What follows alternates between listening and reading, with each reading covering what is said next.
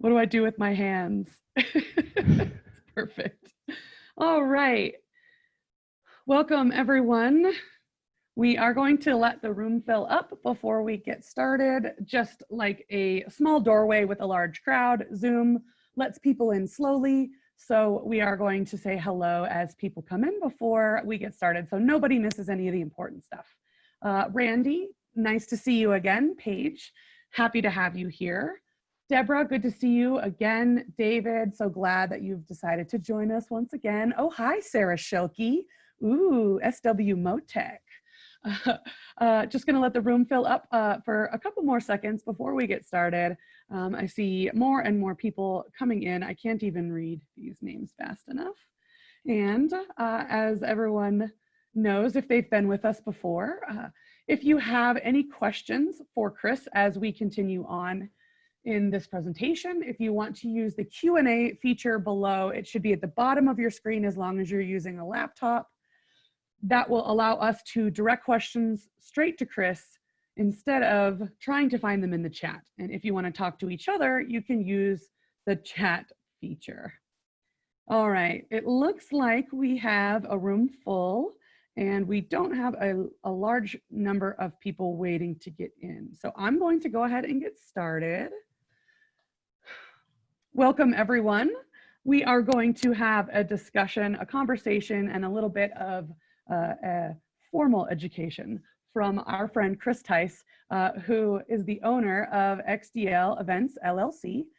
Chris is going to share with us the history of stunt riding, both as a history in general, but he's also going to tell us about his individual journey and give us some background on XDL. Chris, thank you so much for being with us. Well, yeah, thank you very much for having me. I'm pretty excited about this. You know, nothing gave me a good reason to get out of bed and at least do something today. So, but first off, I want to tell everybody that's in the room, if you guys have any questions, I love answering questions. I love interacting. I've never been great at presenting. I'm really good at interacting. So anything you want to know about what I say, what we do, how to get involved, anything like that, just you know, please type it so Brittany can ask the tough questions, and I'll do my best to respond. But yeah, I guess my journey into stunt riding is very similar to a lot of my peers, a lot of my friends. I was a 17-year-old kid in 2000. Ended up buying my very first sport bike. The sport was just kind of exploding, so I was very fortunate to be able to kind of get in on ground zero of stunt riding. There wasn't really any structure to it. It was very underground, very edgy. Unfortunately, you know, pretty illegal to do in the streets. So we just kind of grew up, and you know, quickly I kind of realized I had a talent, and maybe it started on pedal bikes, so riding around the neighborhoods on one wheel, showing off to all the neighborhood kids. I mean, we were just like I guess typical BMX mountain bike kids, you know, always building jumps, jumping, outdoing your friends, everything we did was always kind of a competition. So I got into motorcycles in high school, and I self-taught myself actually how to ride a motorcycle at the age of 14. Believe it or not, when my parents would take off, I would steal my mom's motorcycle, her Honda Magna, and I would drive. I taught myself how to use the clutch by driving across the garage, pushing it backwards. And then I got a little bit better, started sneaking out of the neighborhood. You know, so at 14 years of age, I was wearing my mom's helmet, her jacket, her gloves, riding her bike, cruising the strip in my small little Minnesota town. And you know, I took the safety course when I was 15. I got my driver's license and my motorcycle license within 3 days of each other, and I just actually continued to ride my mom's bikes for another about a year and a half until I turned. Till I was old enough to get to buy my own bike, bought my sport bike, and then, like I said, it was just instantly I wanted to ride wheelies, and that's all I could think about. And it was just like I had a couple of friends, we all had sport bikes, and it just became a challenge. You know, one of my buddies, I would clutch up and I would go 2 city blocks, or well, we'd be out riding in the country in the cornfield. So I'd ride, you know, 10 rows of corn. My next buddy, he'd ride like 14, and then the next buddy after that, you know, it was always a competition. And my dad took us to an IMS show. It had to have been about 2000, 2001, and I bought my first video called Road Rage. It featured the Star Boys, AC Farias, Las Vegas Extremes, and I watched that, and it was just like a glass ceiling broke. I actually saw that other people were doing what I was doing, and there was people that were making movies. So from there, it just pretty much spiraled out of control. That's all I wanted to do. That's all we did was ride our motorcycles. um, I spent more and more time crashing more and more bikes, and just kind of kept after it. And my little brother decided to go to MMI in 2004, so I raised my hand and I was like, "Little brother needs a chaperone."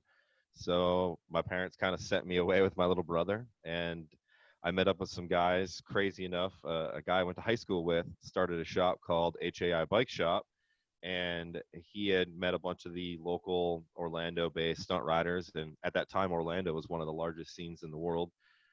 So, yeah, moved down to Florida, started working at HAI, started running HAI with my buddy Mark, met all the right people. I always say everything for me, I was really lucky. I just kind of kept falling into things, whether it was the stunt riding aspect or the announcing part. So, um, moved to Florida, rode for the HAI team, started competing at Stunt Wars, which was based kind of in the Orlando area. Started riding XDLs, and then for me personally, I just kind of evolved through the XDL ranks. I wasn't the greatest competitor. I was always kind of like the first guy out. So always kind of missing the main events by one or two guys. Myself and Aaron White, we used to battle a lot right there. And it's tough to chase a series when you're not making money from it. You're always spending money. So I got asked to be a judge. So I was super thankful and fortunate to be able to still be a part of the competition series, to stay around it. I judged from, I think, '08 to '08 to 2012, and then in 2012 I got asked to be the director of competition. So I took on that role, kind of getting more involved. I was working with the owner, Randy. We were working more events, kind of. I was helping more and more. And then the economy, like everybody else, was so bad, and XDL just wasn't a profitable business at the time. So things just kind of quit after 2012. I had an opportunity after a couple of IMS tours with XDL to purchase XDL in 2016. So April 20th, 2016, I purchased the brand, and since then I've had full control, and we just continue to do events. So that's kind of how I got involved. And I mean, again, I was just kind of a punk kid, like a lot of these kids you see on the streets, but I just kept seeing opportunities and taking advantage of those opportunities and trying to move myself to the next level. Um, I grew up doing construction for my dad, so getting a paycheck to ride wheelies on a motorcycle was like the greatest thing ever. So I just figured if I worked super hard at doing that, that I could maybe make enough money that I could work less and less construction or less and less real jobs. And man, it's probably since about 2008, I think I've really only had. I'm actually working a real job right now because of all my events being canceled. But yeah, it's been like 12 years of just steady in the motorcycle industry with no other real jobs, and I just kept working really hard at it. So now to touch a I'd little say bit on XDL is a real job. It's yeah, okay to well, say I that. don't know, when you get out of when you're excited to get out of bed, and when you wake up in the middle of the night and you write down ideas in a notepad. I mean, I don't write anything down on a notepad about my current truck driving job, and that's nothing against that job. It's just, there really is something to be said about waking up every day. And I don't care if that's a corporate job and you work for a major manufacturer. That's exciting. As long as you're excited to go to work, it's not really, to me, it's not work, it's not a job. So that's kind of how I say that, just but with XDL, now XDL was started in 2006 by Randy Grube, and he partnered up with Thomas Evans. And XDL actually started out as a drift car league, because drift cars were getting really big at the time. And to fill some space, Randy had worked with Thomas Evans, and they were to bring a couple of stunt riders out. I believe it was like Jason Britton, Eric Hohenschel. I know there was a couple other guys involved. I'm not quite sure who they were. Sorry. And they did an event, and the stunt riding aspect of it just left such a big impression on Randy that they kind of changed directions. And him and Thomas teamed together, and they brought out. Later in 2006, we did an East Coast qualifier and a West Coast qualifier. Then we actually did our finals in 2007. Aaron Colton ended up winning the whole entire thing. He became the first XDL champion. And then Alex Flores, he was another champion a year later. And then in 2008, we became kind of a full-blown multi-round series, like an actual point series, and not just having kind of one-off qualifiers. Um, We had Nick Apex, who's currently out of Vegas. He just did a lot of Cirque du Soleil stuff. He was our 2008 champion. And then from there, Bill Dixon took 4 years in a row. And then our latest champion, Marcin, he's out of Poland. So we, yeah, just, XDL's kind of continued to grow. We've been in a lot of different places, done a lot of cool things with a lot of good partners. For a while, we were teamed up and kind of doing all the MotoGP rounds when they came back to the U.S. in Indianapolis. We used to host our event downtown, and that was such a great format of a weekend. You had XDL on Friday night.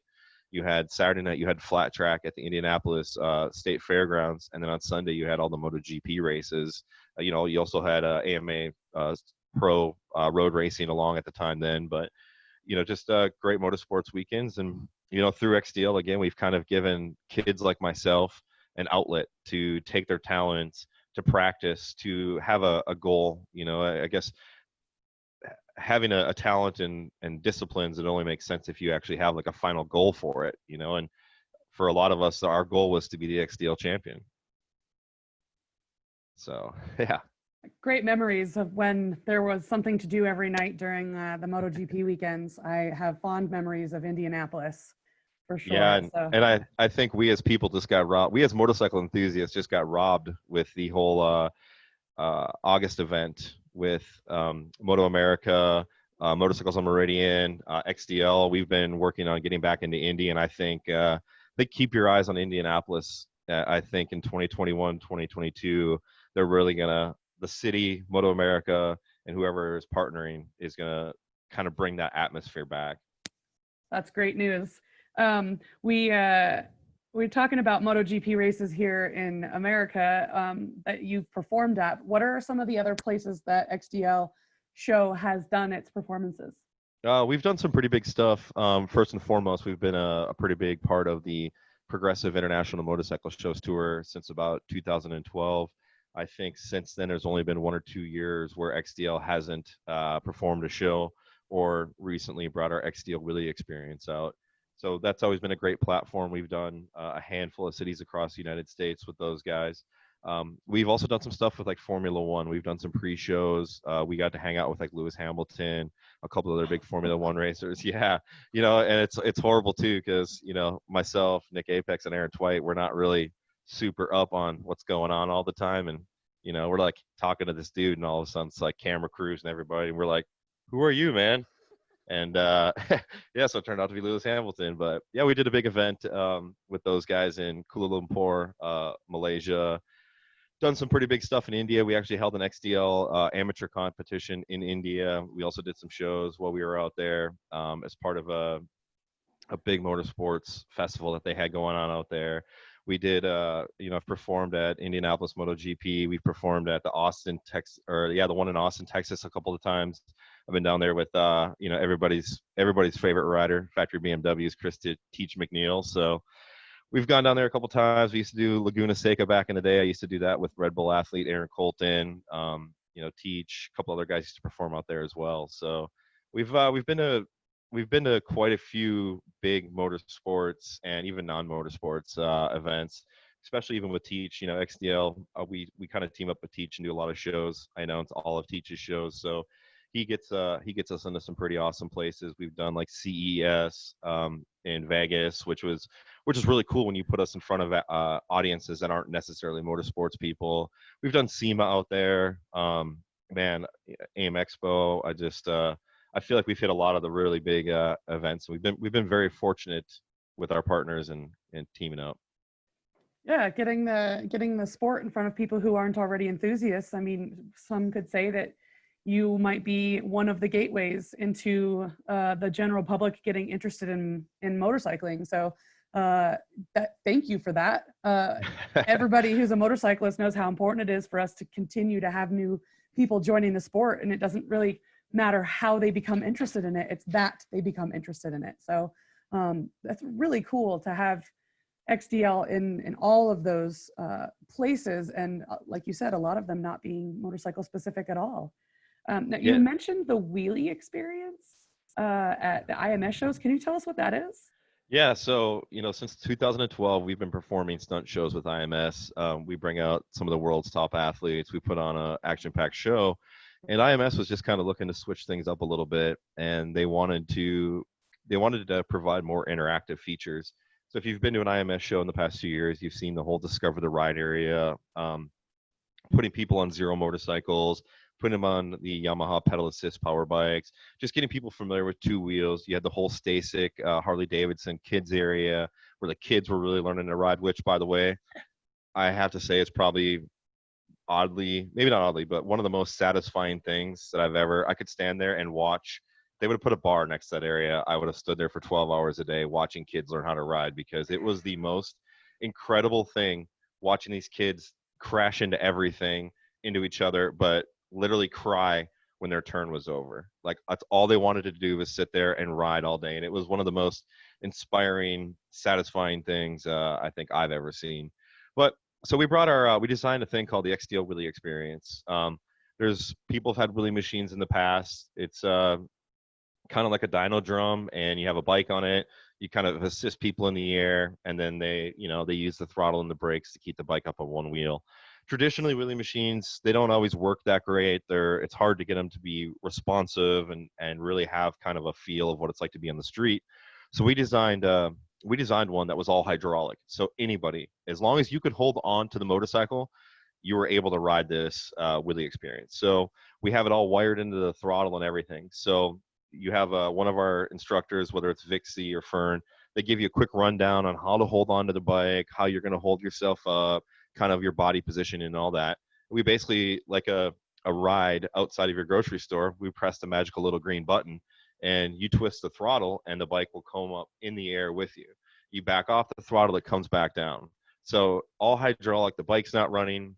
And what we really found out with this machine is it took people's fear away of falling over backwards, because everybody freaks out. Like, once they start leaning backwards like this, they lose people who are everybody in line rattles off the bikes they own and how great they are at riding. Well, usually those, I'm going to call them out, usually those guys, they rattle off, yeah, those guys, they rattle off their Ducatis and their whole motorcycle collection. They're the ones that instantly lose the control over their foot, their braking ability, and their throttle, because they're not used to staring up at the sky. You're in such a different position that you kind of lose track of your motor skills. So we found out with our hydraulic machine, we took that fear out of people. So they got accustomed to going straight up and down and not having to worry about falling off the back. So next we would put them onto our live action machine, where we have a Zero FSS, fully powered, and we kind of help push you in the air, but then you actually get the bike in the air and you're using the throttle and the brake. And your goal is to kind of keep our tether cord slacklined. And that basically means that you're riding balanced wheelies. So what was really cool about the XDL Wheelie experience is we kind of expected that we were going to see a lot of young punk kids like us, maybe a couple of people. What we really saw were the people we least expected to ever ride a wheelie. And we saw those people have some of the best success and some of the most fun.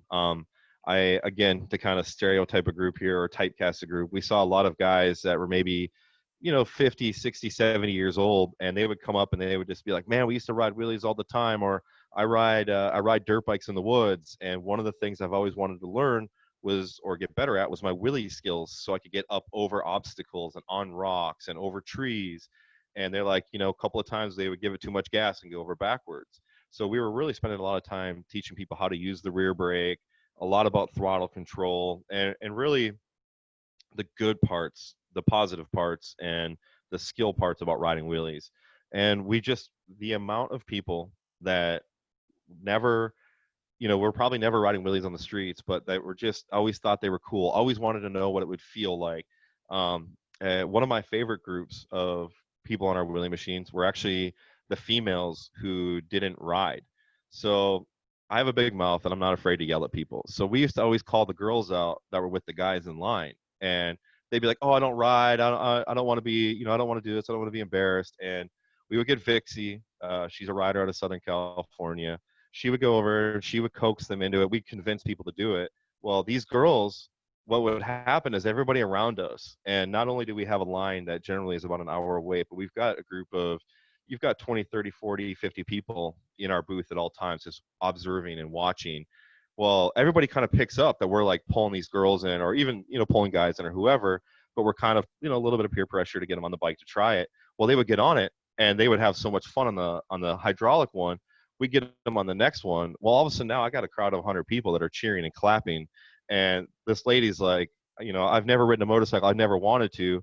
And then 8 minutes later, I look over and she's over riding zeros now. And then, her and her husband come by afterwards and they're like, oh man, this is the greatest thing ever.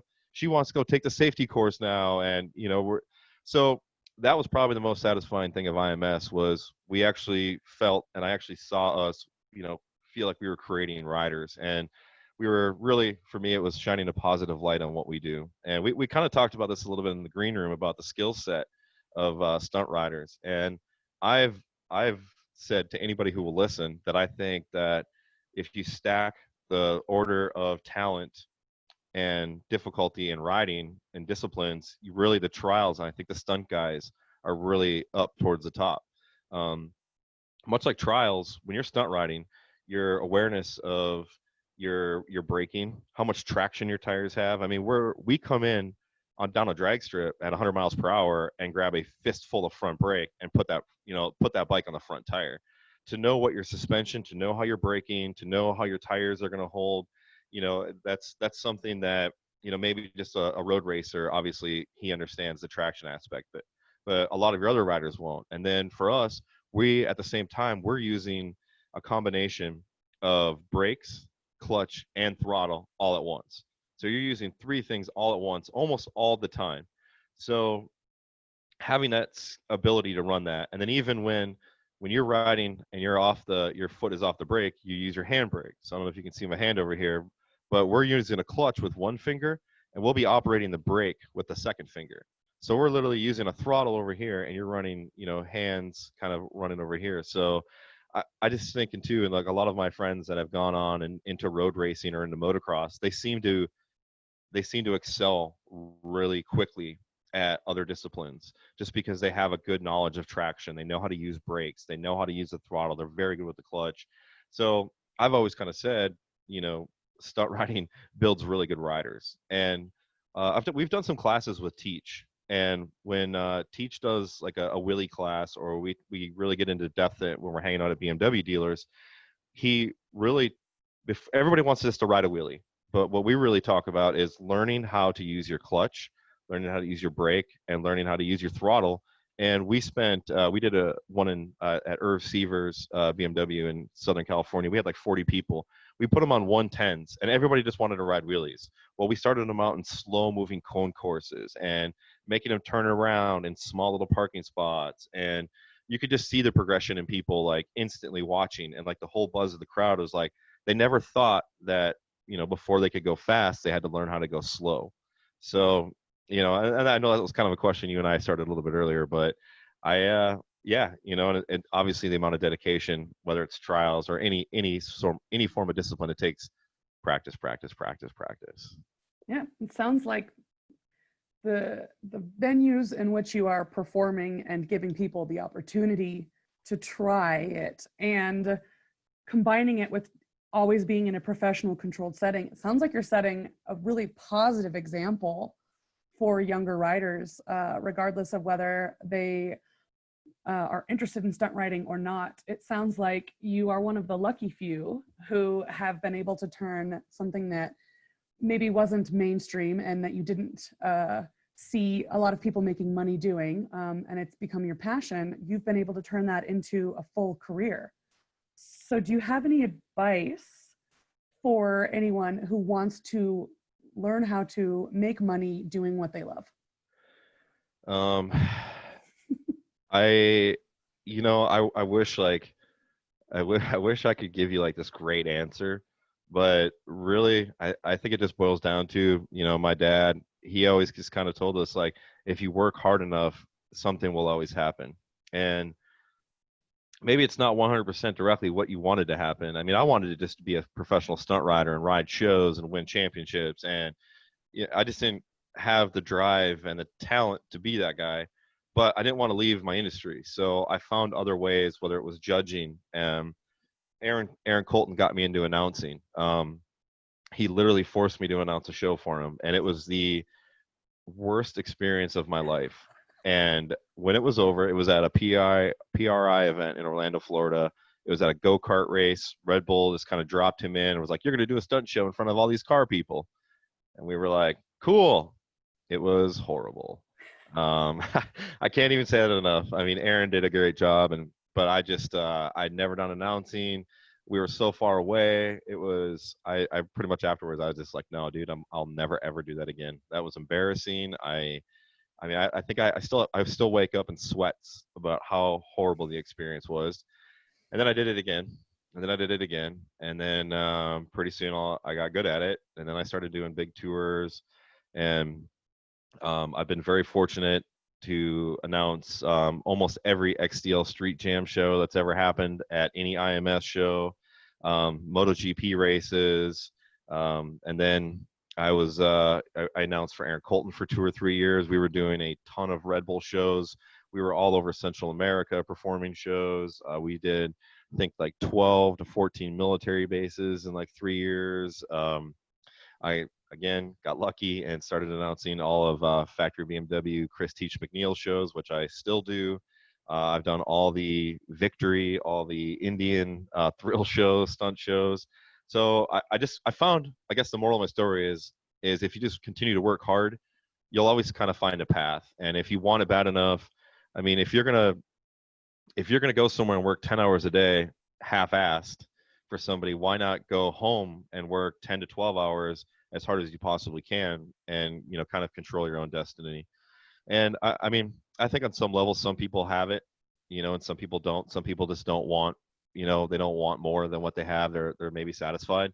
But I think there's a lot of us that are always kind of chasing something. And really, I will say my biggest motivation is if I ever do have kids and grandkids, I don't want to be sitting on the porch as an old man and trying to explain to my kids or grandkids what stunt riding was. I want them to know what it is. I want, just like Supercross or MotoGP or football or baseball. Like I just want to be like, oh yeah, Grandpa used to run XDL, and they're like, oh Grandpa, you're such a liar. I guess so. For me, a motivation was just to have a future, and I felt like I had so many friends that we've tried so hard and we've worked so hard at trying to make something out of this little silly thing called riding wheelies, and I just felt like, there's a handful of us that are still trying to breed a positive light into it and keep it going.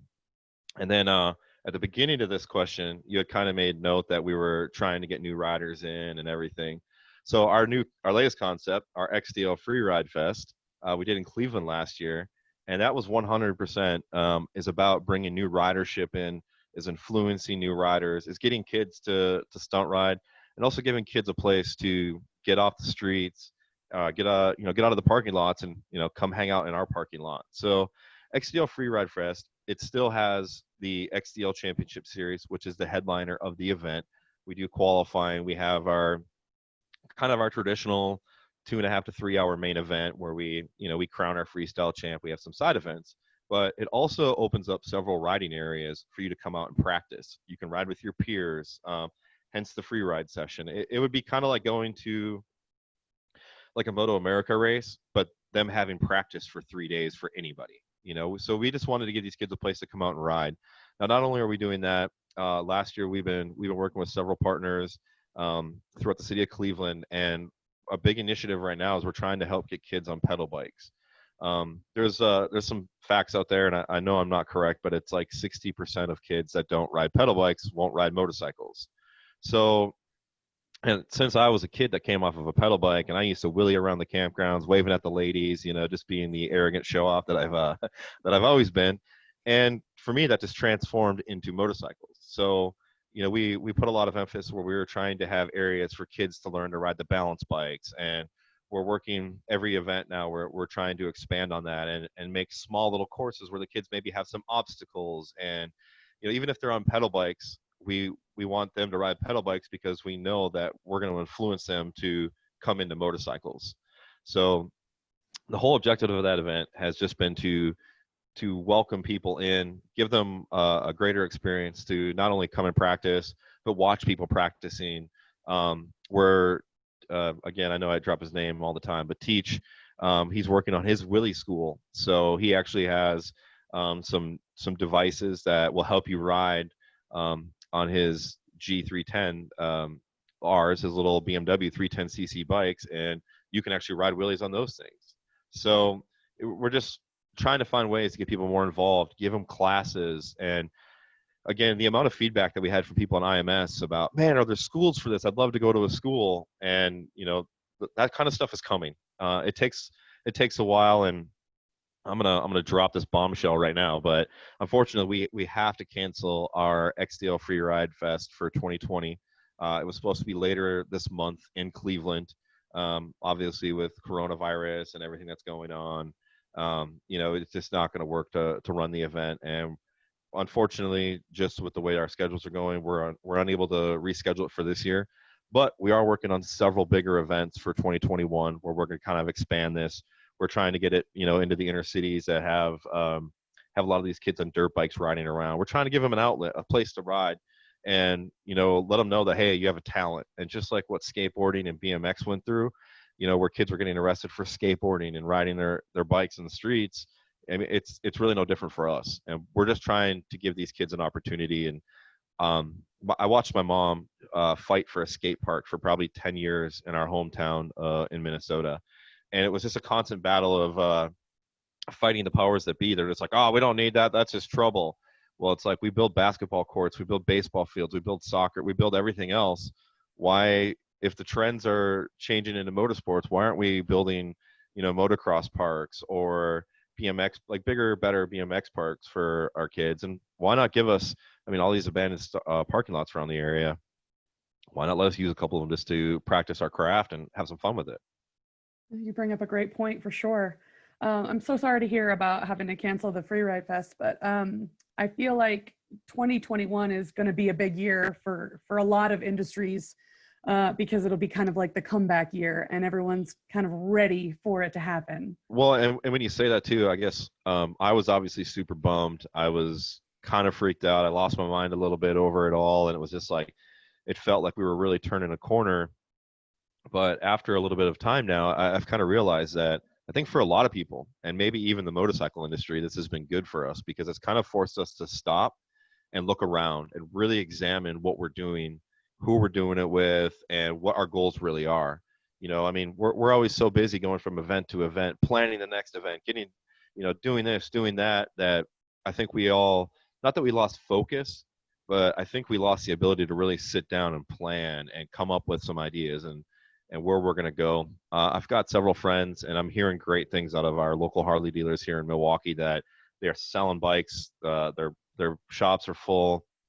My friends, they're selling aftermarket accessories. They're selling takeoff parts. So I'm hoping that it continues and stays to go like this for our industry, but it has, unfortunately, it's almost been kind of a good break. And I feel like for XDL, it was probably something that we needed. It just gave us a little bit more time. It's allowing us to really sit down with some partners that, I wish I could talk about, but I can't. But it really gives us the time to kind of sit down and really discuss ideas and really kind of let our passion, no doubt about it, the motorcycle, you're in motorcycles because you're passionate, not because you're going to get rich. It's, what do they say? The only way to make $1 million in the motorcycle industry is to start with 2. So, it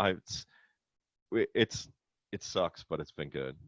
Words of wisdom, like full on words of wisdom right there. Thank you for that answer. As lots of insight. And I think it makes a lot of people who are in this kind of the same boat as you realize that we're all in this place where we have an opportunity to kind of reevaluate where we are and where we're going. And so hopefully for the future of XDL, besides the Free Ride Fest, do you have anything else planned or in kind of the works that you can talk about? What else is coming down the pipeline? We're continuing to work on our XDL Free Ride Fest events. We're looking to expand that into a couple more cities. We'll definitely be back in Cleveland for 2021. We have a couple other cities we're working on. We're at XDL. We're always trying to create environments where, almost like a festival for motorcycles. I'll talk about the Indianapolis thing again. Those were such great years of showing up in Indy and hanging out and partying for 4 days, watching, the best best road racers in the world, watching the best flat trackers in the world, and watching the best stunt riders in the world. I mean, it was just like, I mean, you were there. You remember what it was like. And anybody was, it's just like everybody's always like, oh, the good old days. But I'm telling you, that was, the pinnacle. And, we've had a good working relationship with Moto America. And, we're always working with those guys to, at least try to get some events to go and try to be more partners. I want to help out everybody. And I think you're starting to see American motorsports take on that philosophy a little bit more, where I think we all kind of realize we're all struggling a little bit. So if we would just come together and all work together, and I mean, obviously I want the best for my series, but most importantly, I'm just a tiny little sliver of a pie of an industry. So if the industry and I can help support flat track and road racers, and we can be part of events where maybe people feel like they get more bang for their buck because they get three disciplines, that's kind of what we're looking for. And anything we do, whether it's Free Ride Fest, or we're kind of working on another new initiative, which is going to kind of change our riding surface and allow our athletes to be a little bit more creative and continue what they do. But everything we do is about getting kids to come out, getting families to come out, and showing people like we've always been associated as high risk. And it's I guess when you're pushing as hard as our athletes push it, it's hard to deny that. But when you look at how hard flat track, how hard road racing, I mean, you start listing them down. I mean, they're all dangerous. And we can sit here and talk about how dangerous it is to walk across the street, and we can talk about how dangerous it is to do so many things. But stunt riding, like anything else, in a controlled environment and done correctly, it really isn't as dangerous as a lot of people want to kind of pin it against. So, but really, I mean, again, everything we're doing right now is we're really focusing on creating event spaces. We've been dabbling with trying to do some live broadcasts and trying to just mix some things up. We get it. We're pretty entertaining. We can kind of be put anywhere. So we're just trying to find our advantages, find our partners, continue to grow. And I guess at the end of the day, I'm a showman. We're all kind of a little bit of actors in that sense. So when you come out to an XDL event, I don't want you just to be impressed by the riding. We want you to enjoy the show. And we like to drop things into our show. We like to throw in surprises. We like to have fun with it. That's probably my favorite thing about IMS is it's 30 minutes of me and my best friends showing off to a crowd of people. And whether that is making horrible dad jokes, or my buddies riding full-blown street glides on a polished concrete surface in the size of a shoebox, people, they laugh, they're impressed, they're gasping. And I think stunt riding's in a very fortunate position to where we ride inside buildings, we ride on top of buildings, we've ridden on grass, we've ridden, we have that ability to kind of pop in and do that. So I just want to keep producing fun events. I want to see people smile and laugh. And I mean, motorcycles are fun. Yeah. Speaking of entertaining the crowd, we have a question from one of our audience members. Paige wants to know what regions of the world and or in the US is street freestyle more popular, or are the fans more enthusiastic? Oh man. Right now, globally, stunt riding is really huge. America, I think I don't know, we just always have kind of a struggle with the street scene. We're always kind of fighting ourselves with it. So I think it has a lot of a negative impact. But we always have great fans. I mean, I can't tell you the last time that we did an IMS show that wasn't 10 people deep all around the fences with kids on shoulders. So, everywhere we go is pretty good. One thing I have learned about performing is everywhere you go, the demographics are a little bit different and the people are different. So we go do a show in Minnesota, and they're not necessarily always the loudest. They don't get crazy, but you have a ton of people after the show that hang out, that kind of come over personally and tell you like, man, that was a great show, or autograph lines are huge, or we just have a constant flow of people all day. We go into New York, and they're a little bit more blunt, a little bit more. So I love New York shows because I can literally yell at them and they yell back at me. So some of our loudest, craziest shows have happened in the basement at the Javits Center. I literally call that place the Thunderdome, because when we go underneath there, it's so loud. the crowds are amazing, but sometimes people don't stick around after the show. Like they just show their appreciation by screaming at you for 25 minutes, and then they're like, "Oh, show's over. Let's go check this out." And then they just kind of like scatter out. And I've done some stuff in India. India was crazy. The crowds are huge over there. Really, we've always have a great welcome wherever we perform. My biggest demographics, if I go off of social media, you're probably looking at India, Indonesia, Brazil, U.S. ranks pretty high, Mexico, and then we kind of get into Europe and a couple here and there. Well, speaking of social media, I think a lot of us have noticed recently that we're seeing a lot more of the Harleys being stunted, and it's become really popular in videos on social media.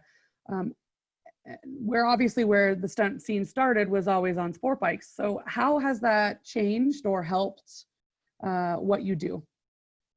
I don't know if it's necessarily changed. I mean, we've always kind of had some guys riding Harleys. The Harley scene has always been there. It just wasn't really popular. I think what we've kind of learned now in the social media, especially like Instagram, Facebook day and age, is pockets of things get popular and then they just kind of explode and they kind of create a scene. I'm excited that a lot more kids are getting into it. I feel like it's kind of a stepping stone into stunt riding.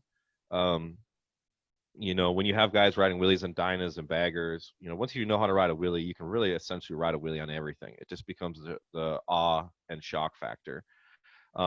Like when I ride my dyna, for me, it's like the retirement tour. Like the bike is big, it's super easy to wheelie. Like I'm riding very conservatively, but the crowds are going crazy because I'm on an awesome looking Harley. So it's unless we have some guys that are really riding Sportsters pretty hard. We actually hold a Harley competition.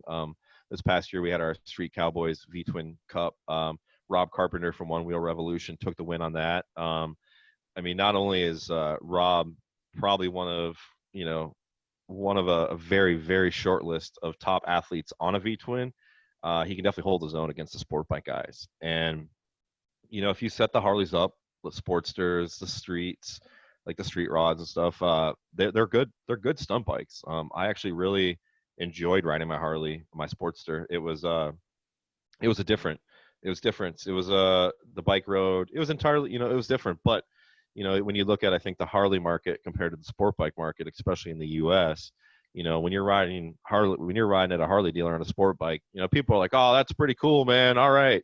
Well, when you ride a Harley at a Harley dealership, you get a bunch of people screaming America and, having fun and like they're losing their minds. And it just really, when you can ride a bike that people ride, they relate to it. So when we would ride our Harleys, at dealerships and stuff, we're like, you can go inside and buy these bikes. And people are just like, "Man, I got one of these bikes, man. This is so crazy." They can appreciate it. When they see you ride something, they can appreciate it. And I see that a lot with when we do shows with Teach, is he comes out in his S1000 double R that's all set up to compete at XDL. And, you've always got that guy in the crowd, "Man, if I had that bike, I could do that too." And you're always like, "All right, well, okay, I guess whatever." But then when you start bringing out bikes that are stock, or you start riding, like Teach rides his K1600B bagger. So even though, the Beamer bagger is a little bit different looking than your traditional Harley style kind of cruiser bagger, all those guys there, they appreciate, and gals, they appreciate the size of it. They appreciate the weight of it. They understand because they ride those kind of bikes. Well, then when he starts sliding that around and drifting it around and riding wheelies, people are like, well, they relate to it because they have that bike and maybe they struggle to turn it around, or maybe they've dropped it in a parking lot and then they see somebody that can relate to it. So the Harley thing has been really cool. It's brought a lot of popularity. It's brought a lot of attention to stunt riding in general. My hope is that some of these kids, maybe they look towards more traditional stunt riding, and not necessarily that they need to go buy sport bikes, but that they ride their Harleys and they continue to advance their skill set. So we just I want everybody to ride wheelies and have fun. Yeah, it's a really good lesson on being inclusive as opposed to being exclusive, for sure. Speaking of the kids and wanting them to up level their skill set, We have a question from Len. He says, my nephews play some of these stunt riding video games, but to get them off the couch to even ride a regular bicycle is very difficult. Are there any video games that are more realistic than others for stunt riding? Man, I wish I had a good answer to that question. I'm not in tune to the video game world at all, and I don't have enough kids around me, I think, on the daily to really know what they're into. I guess I would just maybe show them a couple of things, on the pedal bikes, even get them out there, get them to ride some wheelies on the pedal bikes, or just try to express that they can do in real life what they're doing on the video games, and they can ride wheelies, and maybe build them a couple of jumps. And I I think with getting the kids on the bikes, it just requires a lot of encouragements from the people around them. And it always frustrated me when people pointed fingers at millennials for not riding and not buying motorcycles. Well, we were all taught to like motorcycles and to think motorcycles were cool because we were surrounded with them as kids. Well, when parents just deemed the motorcycles to be dangerous and told their kids not to ride motorcycles and stay away from them, well, they did. And then now the whole industry is upset that, like, why aren't you buying motorcycles? So my thought process is, if we just encourage them to get out, to ride pedal bikes, to be around mini bikes, and maybe it takes I know there's some the Stasic bikes, Harley has the electric bikes, Strider bikes. I mean, if they don't have those kind of bikes yet, maybe look at trying to find them some bikes like that. And even in my neighborhood, my neighbor kids, they're either pedaling around, or a couple of them have these electric little motorcycle bikes that they're riding around, like. And they're already riding wheelies. I watched my neighbor kids yesterday trying to learn how to do burnouts, and I mean, they were all just crashing their brains out. And it was, again, I just stood by the fence watching them. It was like, this is awesome. It just reminded me of being a kid. So yeah. I would say just keep encouraging them, and maybe try to help them get on the pedal bikes. Maybe watch some YouTube videos. Maybe get them off the games, get them in some videos, and then kind of express that they can do this too. Great answer, Chris. Speaking of different types of bikes, we have an anonymous question from an anonymous attendee. Can the Honda Grom be used as a stunt bike? Yeah, a lot of people ride Groms. They're a nice, small little bike. They don't quite have a ton of power, so I think they take a little bit learning to get up on one wheel. I see on my feeds all the time people throwing different size sprockets, but there is a pretty readily available market out there for parts. A lot of kids are riding them, so it's pretty easy to find parts and stuff for them. And I think a Grom is another great introductory bike where it kind of gets you into stunt riding. And I hope that these bikes kind of serve as stepping stones for these kids. Start on a Grom, go to the BMW 310, go to the KTM 390, Honda, Yamaha, Suzuki, Yamaha. Everybody makes a 200 to 400 cc motorcycle. And I hope that when these kids are riding these smaller bikes, that they kind of evolve through it into the bigger bikes. Okay, well, I think that one of the last questions that we have time for is going to be another anonymous question that was sent in, but I think that this is probably a great way to end. You can relate kids who watch racing and they have their racing heroes. Who are the riders that are currently involved with XDL, and where can they be found in the world of the internet? We've got XDL is a good chunk of athletes that support us, whether it comes out for our amateur stuff, whether it comes out for our free rides or our pro competition. Some of our top athletes, Bill Dixon, Chris Teach McNeil, Nick Apex, Aaron Twite, Rob Carpenter, Kyle Slager, Joey Tabalik. A lot of these guys, just kind of simple. You can follow us on Instagram at XDL Show. YouTube is, you're going to find a lot of guys on YouTube, and just kind of really kind of start with XDL, and you can kind of start, bouncing around off of there. We've been kind of slacking a little bit lately, but we try to, promote our riders the best we can, promote our events and everything through that. YouTube is always a great source. Facebook, just I'm trying to think of like some good communities I know where a lot of people hang out. Stunt Ride, any of these kind of places are places where you can kind of go and you can see who the different athletes are. And we obviously, XDL focuses on our competition athletes, and we try our best to just promote our competition athletes. So again, check our page, but you're going to find Kyle Slager. I think it's Kyle Slager 44. He's probably going to have some of the most content in the U.S. and he's one of the top riders. He was our rookie of the year back in Indianapolis in 2012, and the kid has just been he's been competing and beating some of the best in the world since then. All right. Well, we're out of time for Q&A. I'm going to say thank you so much for taking the time today to talk to us about an often misunderstood aspect of the industry, but clearly something that takes a lot of hard work and dedication, and even some business savvy. Thank you so much for your insight. Is there anything else that you want to say before we sign off with our audience? No, I'm just really thankful that you ladies asked me to be here. It was great to do this. It's sometimes it's hard to kind of get our story out to people, so this is really exciting. And everybody just keep riding. We're gonna be okay. Go to motorcycle events, and if you ever see me at a show or anything like that, swing on by, say hi. I love giving hugs. If we can go back to that soon, please. And or high fives, hangouts, or whatever. Just stop by, say hi. Support your local hooligans in your neighborhood, and hope to see many of you on the road later in the future. Perfect. Thank you so much, Chris. For the audience, we're going to take a 9-minute break, and we'll see you at the top of the hour for our next presentation with Jan Plessner. She's going to tell you how you can land your dream job in the industry. She's a professional recruiter for the power sports industry. So I need to watch that. Yeah, right, Chris? I'm going to need to watch that just in case. All right, perfect. Everyone have a great break. We'll see you in 9 minutes. Thank you, Chris.